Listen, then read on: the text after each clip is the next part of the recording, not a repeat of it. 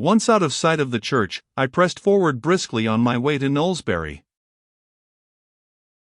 The road was, for the most part, straight and level. Whenever I looked back over it, I saw the two spies steadily following me. For the greater part of the way they kept at a safe distance behind. But once or twice they quickened their pace, as if with the purpose of overtaking me, then stopped, consulted together, and fell back again to their former position. They had some special object evidently in view, and they seemed to be hesitating or differing about the best means of accomplishing it.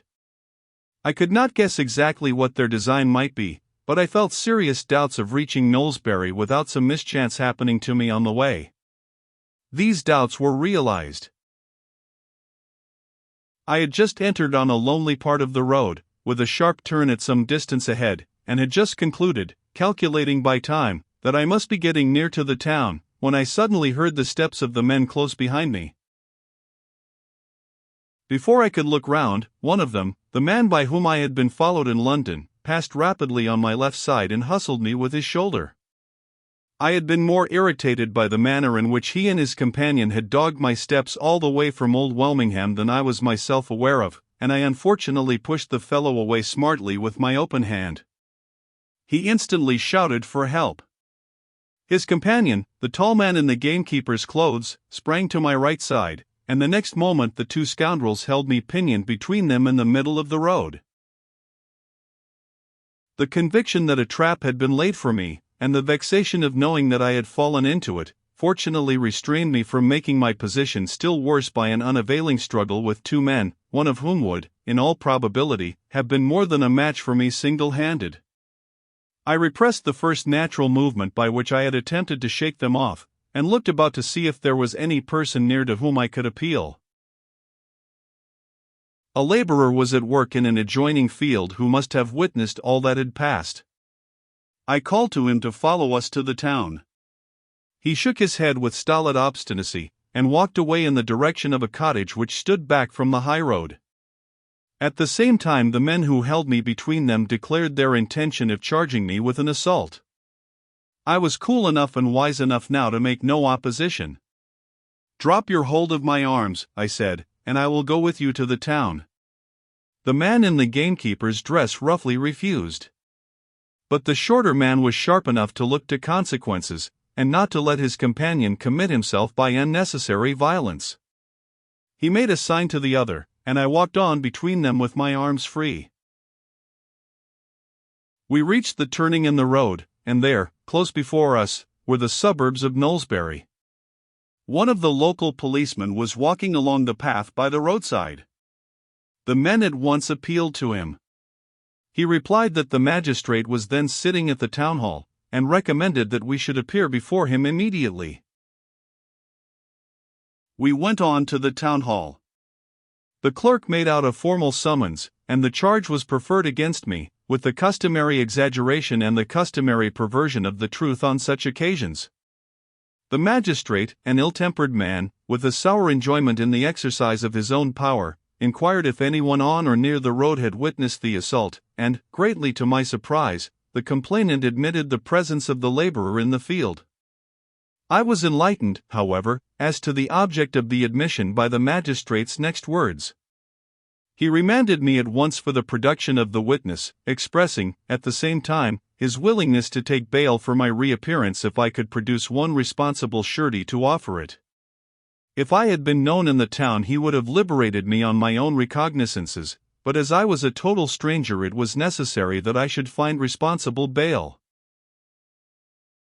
The whole object of the stratagem was now disclosed to me.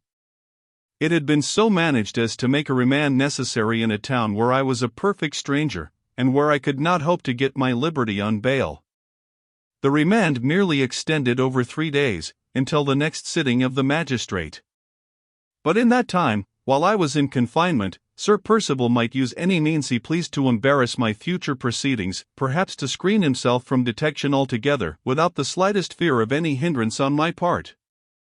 At the end of the 3 days the charge would, no doubt, be withdrawn, and the attendance of the witness would be perfectly useless.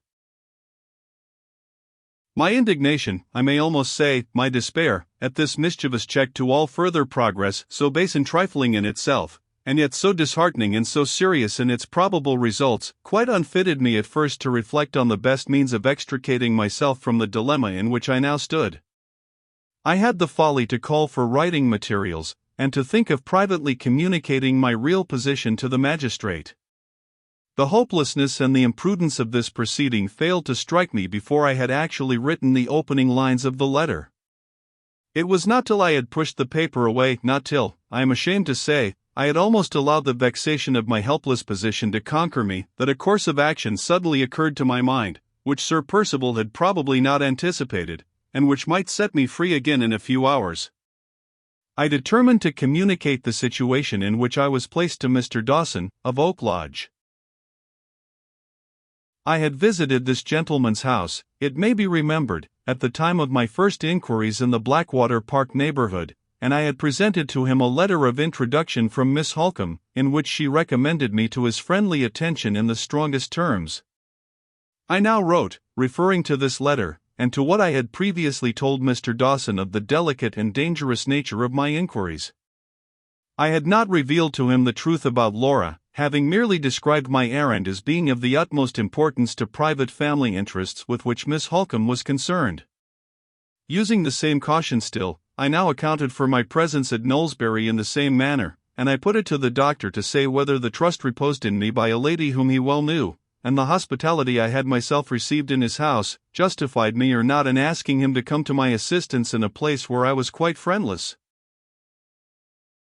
I obtained permission to hire a messenger to drive away at once with my letter in a conveyance which might be used to bring the doctor back immediately. Oak Lodge was on the Knowlesbury side of Blackwater. The man declared he could drive there in 40 minutes, and could bring Mr. Dawson back in 40 more. I directed him to follow the doctor wherever he might happen to be, if he was not at home, and then sat down to wait for the result with all the patience and all the hope that I could summon to help me. It was not quite 1:30 when the messenger departed. Before 3:30 he returned, and brought the doctor with him. Mr. Dawson's kindness, and the delicacy with which he treated his prompt assistance quite as a matter of course, almost overpowered me. The bail required was offered, and accepted immediately. Before 4 o'clock, on that afternoon, I was shaking hands warmly with the good old doctor, a free man again, in the streets of Knowlesbury. Mr. Dawson hospitably invited me to go back with him to Oak Lodge, and take up my quarters there for the night. I could only reply that my time was not my own, and I could only ask him to let me pay my visit in a few days, when I might repeat my thanks, and offer to him all the explanations which I felt to be only his due, but which I was not then in a position to make. We parted with friendly assurances on both sides, and I turned my steps at once to Mr. Wansborough's office in the High Street. Time was now of the last importance. The news of my being free on bail would reach Sir Percival, to an absolute certainty, before night. If the next few hours did not put me in a position to justify his worst fears, and to hold him helpless at my mercy, I might lose every inch of the ground I had gained, never to recover it again. The unscrupulous nature of the man, the local influence he possessed, the desperate peril of exposure with which my blindfold inquiries threatened him all warned me to press on to positive discovery, without the useless waste of a single minute. I had found time to think while I was waiting for Mr. Dawson's arrival, and I had well employed it. Certain portions of the conversation of the talkative old clerk, which had wearied me at the time, now recurred to my memory with a new significance, and a suspicion crossed my mind darkly which had not occurred to me while I was in the vestry. On my way to Knowlesbury, I had only proposed to apply to Mr. Wansborough for information on the subject of Sir Percival's mother. My object now was to examine the duplicate register of Old Wellingham Church. Mr. Wansborough was in his office when I inquired for him. He was a jovial, red-faced, easy-looking man, more like a country squire than a lawyer, and he seemed to be both surprised and amused by my application. He had heard of his father's copy of the register, but had not even seen it himself. It had never been inquired after, and it was no doubt in the strong room among other papers that had not been disturbed since his father's death. It was a pity, Mr. Wansborough said, that the old gentleman was not alive to hear his precious copy asked for at last. He would have ridden his favorite hobby harder than ever now. How had I come to hear of the copy? Was it through anybody in the town? I parried the question as well as I could. It was impossible at this stage of the investigation to be too cautious, and it was just as well not to let Mr. Wansborough know prematurely that I had already examined the original register. I described myself, therefore, as pursuing a family inquiry, to the object of which every possible saving of time was of great importance. I was anxious to send certain particulars to London by that day's post, and one look at the duplicate register, paying, of course, the necessary fees, might supply what I required, and save me a further journey to Old Welmingham. I added that, in the event of my subsequently requiring a copy of the original register, I should make application to Mr. Wansborough's office to furnish me with the document. After this explanation, no objection was made to producing the copy. A clerk was sent to the strong room, and after some delay returned with the volume. It was of exactly the same size as the volume in the vestry, the only difference being that the copy was more smartly bound.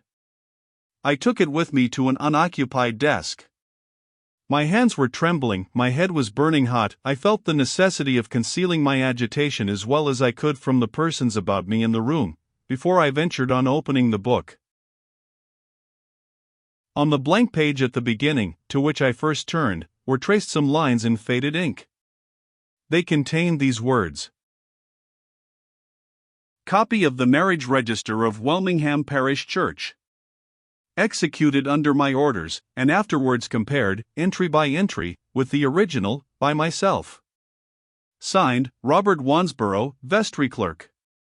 Below this note there was a line added, in another handwriting, as follows, extending from the 1st of January, 1800, to the 30th of June, 1815. I turned to the month of September, 1803. I found the marriage of the man whose Christian name was the same as my own.